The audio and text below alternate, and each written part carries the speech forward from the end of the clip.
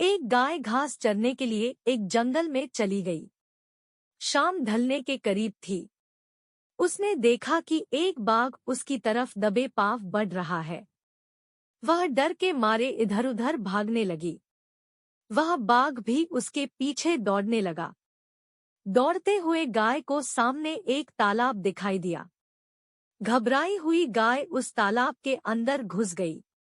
वह बाघ भी उसका पीछा करते हुए तालाब के अंदर घुस गया।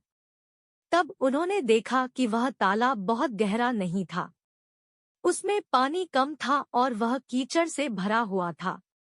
उन दोनों के बीच की दूरी काफी कम हुई थी, लेकिन अब वह कुछ नहीं कर पा रहे थे। वह गाय उस कीचड़ के अंदर धीरे-धीरे धंसने लगी। वह बाघ भी उसके पास होते हुए भी उसे पकड़ नहीं सका। वह भी धीरे-धीरे कीचड़ के अंदर धंसने लगा। दोनों भी करीब-करीब गले तक उस कीचड़ के अंदर फंस गए। दोनों हिल भी नहीं पा रहे थे। गाय के करीब होने के बावजूद वह बाघ उसे पकड़ नहीं पा रहा था। थोड़ी देर बाद गाय ने उस बाघ से पूछा, क्या तुम्हारा कोई गुरु या मालिक है? बाघ ने गुर्राते हुए कहा, मैं तो जंगल का राजा हूँ। मेरा कोई मालिक नहीं। मैं खुद ही जंगल का मालिक हूँ। गाय ने कहा, लेकिन तुम्हारे उस शक्ति का यहाँ पर क्या उपयोग है? उस बाघ ने कहा, तुम भी तो फंस गई हो और मरने के करीब हो। तुम्हारी भी तो हालत मेरे जैसी है। गाय ने मुस्कुराते हुए कहा, बिल्कुल नहीं।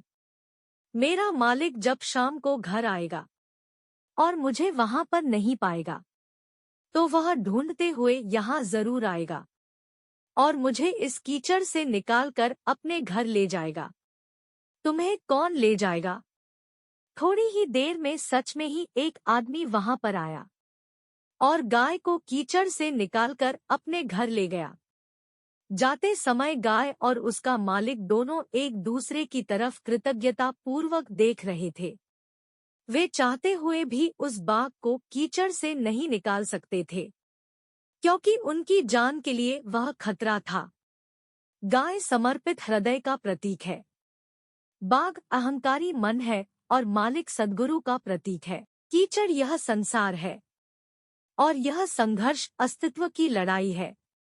किसी पर निर्भर नहीं होना अच्छी बात है, लेकिन उसकी अति नहीं होनी चाहिए। आपको किसी मित्र, किसी गुरु, किसी सहयोगी की हमेशा ही जरूरत होती है।